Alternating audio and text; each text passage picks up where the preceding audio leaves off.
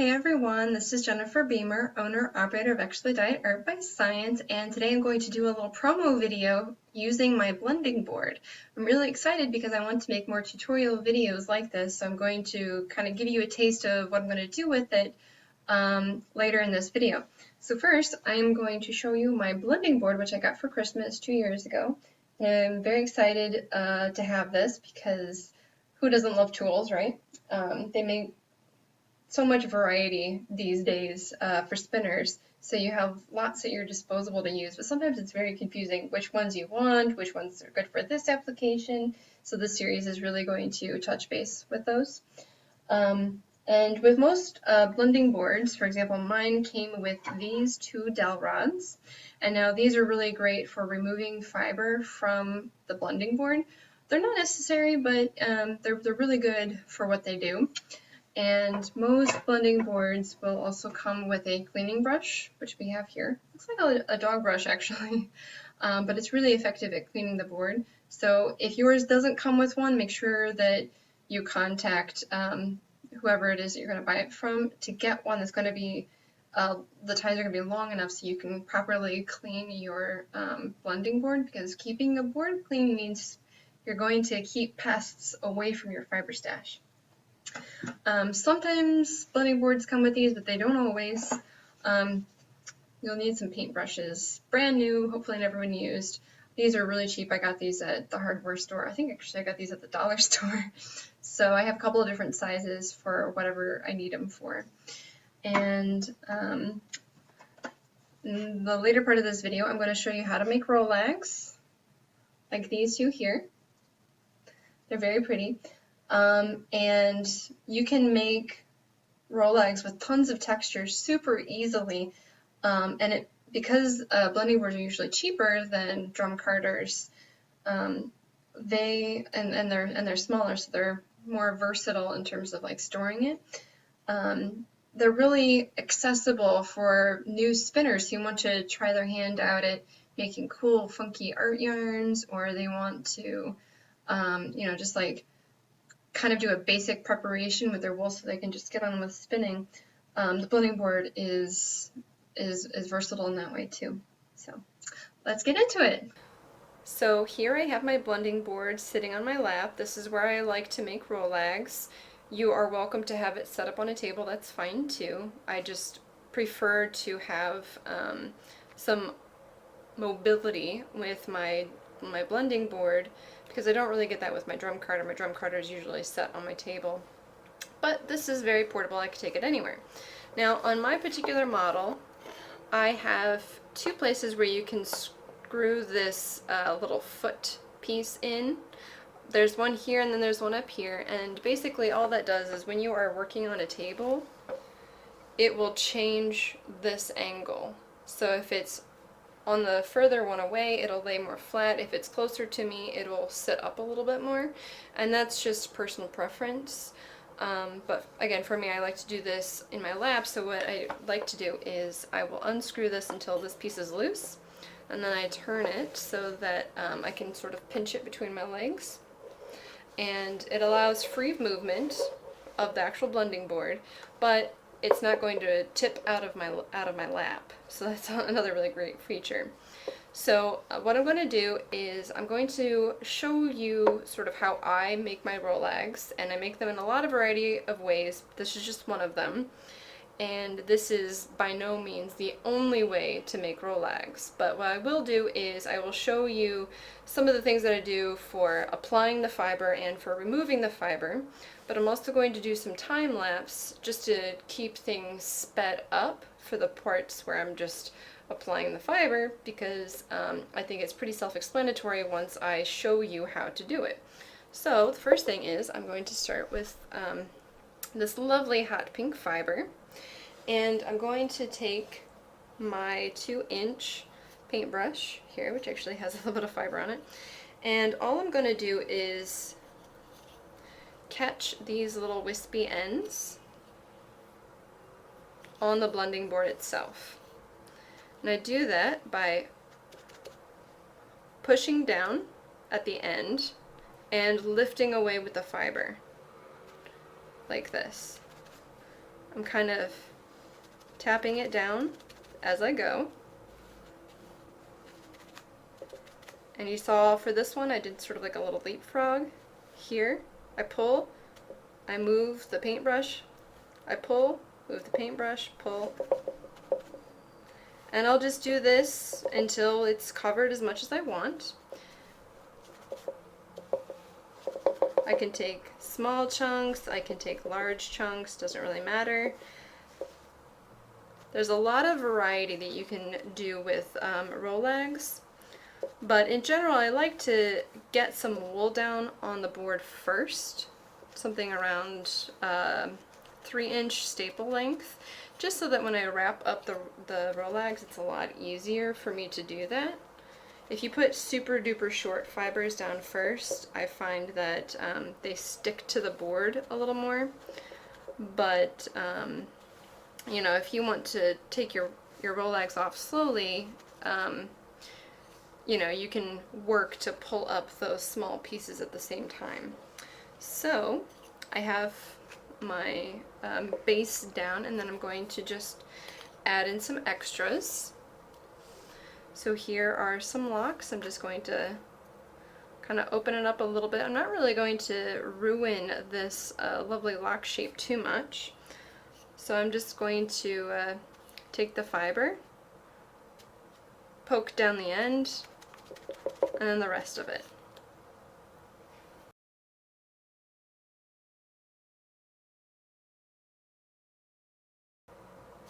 Okay, so I have a few locks here that I've just placed. You can put them in any orientation you want. You can, you know, fluff them up. You can just sort of leave them whole. You can, you know, put them on in a very organized way, or you can just kind of put it on however you want. The blending board really affords a lot of variety in this sense. Here is a little bit of silk noil that has been dyed, and basically what I'm going to do is I'm just going to like open some of the pieces, and I'm just going to tap these down like that. I'm on purpose putting these over the pink fiber that we've already put down, so that when I pull the rolag off, it's going to bring this with it, so I'm not going to get much stuck to the blending board when I'm done. But when I'm spinning, this is actually going to kind of be near the surface of the yarn. So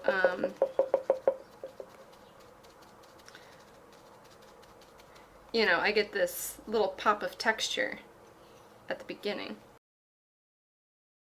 like that.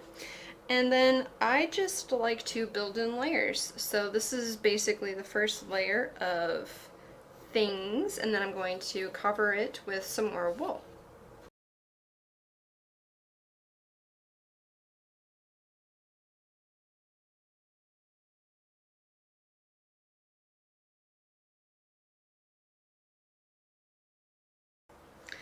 And now I am going to add in these lovely Teeswater locks. They're very shiny, very green, very crimpy. Now on my drum carder, what I would have to do is I would either have to place these on the carding cloth as sort of like the last thing that I did before I removed the whole bat, or I would have to open them up more so that they wouldn't pull on the tines of the carding cloth. I don't want to ruin my carding cloth, so it's important that there aren't any snags or knots in these. But with the blending board, you can just place it and you don't have to worry about these things. So all I'm going to do is kind of separate these into individual locks. So I think this is pretty individual. And then I'm just going to place these wherever I feel like I want one.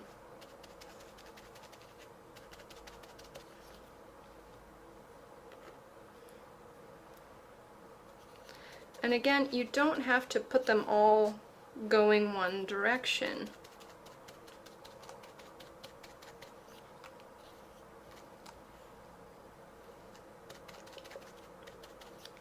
Spice it up a little bit.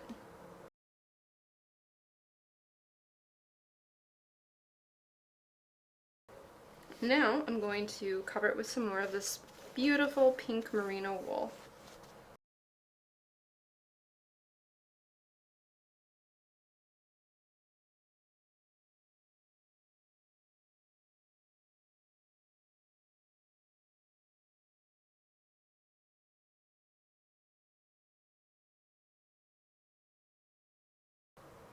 And then I'm going to finish it off by kind of opening up some of these caramel locks that I dyed.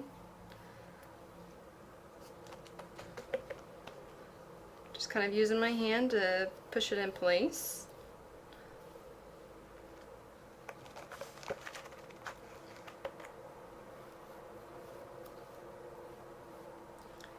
So by mixing and matching these various kinds of locks and you know, keeping some together and opening up others can really make your rolags look a lot more interesting than if you hadn't done that.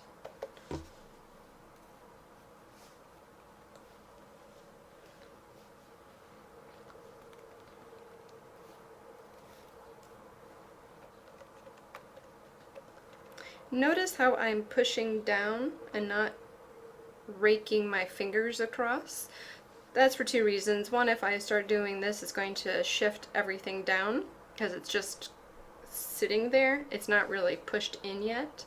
The other thing is I want to save my fingertips.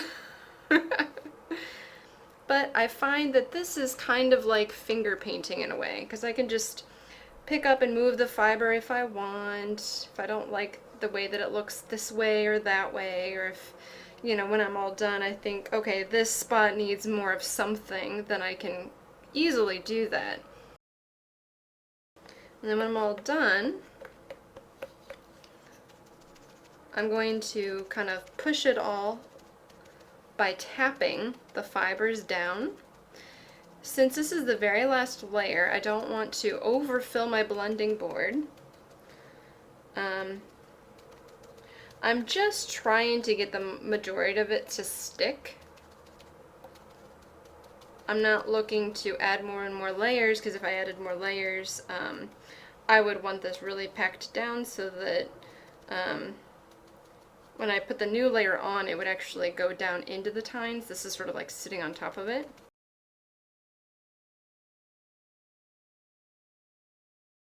So here I have my two dowel rods that came with my board. What I'm going to do is, this first one here, I'm going to lift up this bottom, and I'm going to place this first one underneath.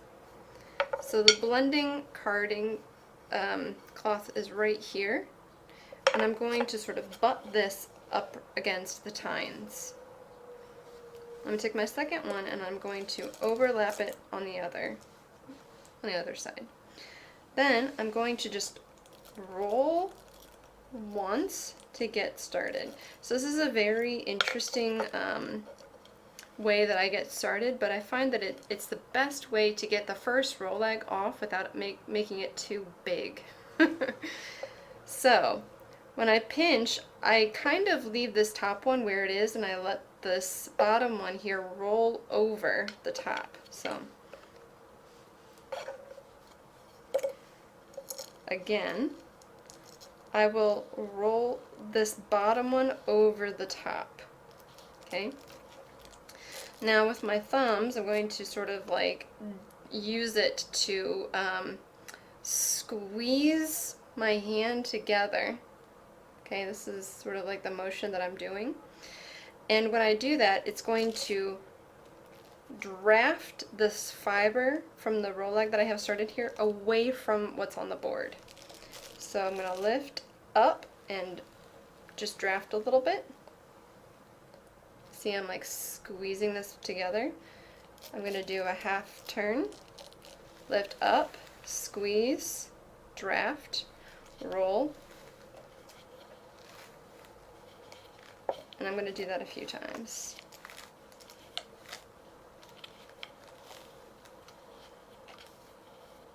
Okay.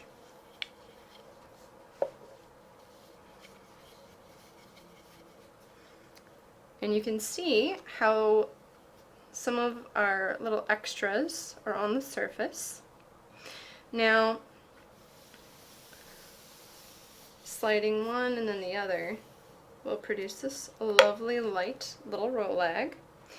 Once you first get started making rolags, it's going to sort of show you how you should put the fiber on your blending board so that you get rolags which are similar, if that's your goal.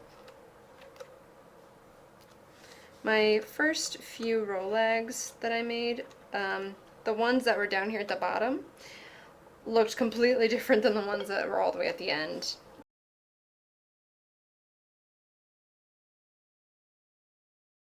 And then basically I'm just going to lift this so there's about an inch and a half or so sticking up. That's just so that I can get my dowel rod underneath there. And I'm going to do the same thing here. Twist. And then I'm going to lift up and pull. And then twist. Lift up and pull. Twist. Lift up and pull. Twist. Twist.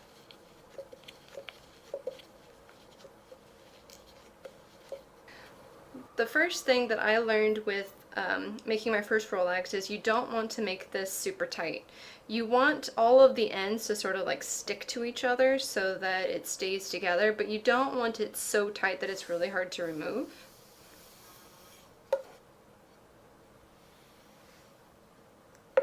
See, there we go. So that little hollow here. You can see where the two pieces were.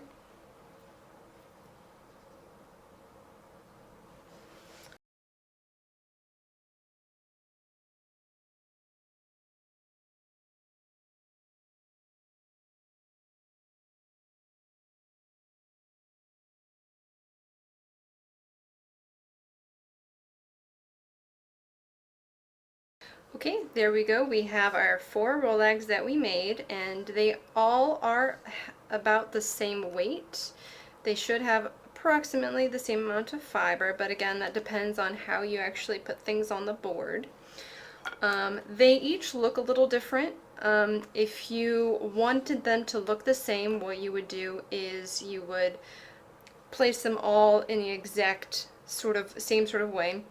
And if you were going to do multiple rolags, what you would do is you would weigh out all your fiber, divide it up, and then put that all on the board in the same exact way for each batch and roll them so that they're all the same size.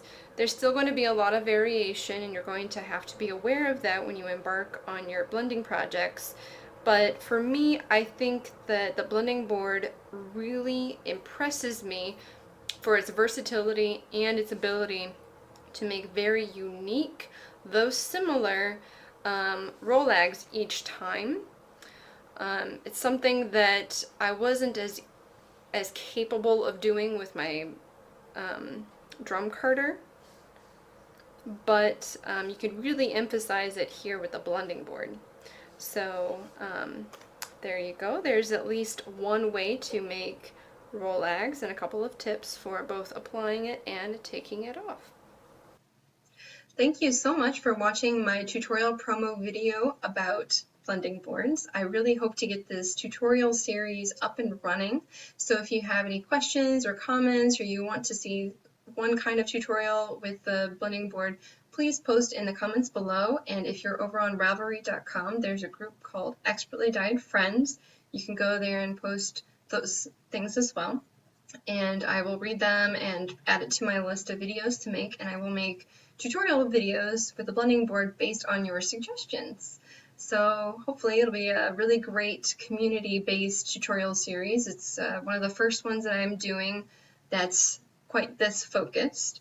And I look forward to doing more like this in the future. So if you have suggestions for other tutorial videos, that would be great to post as well.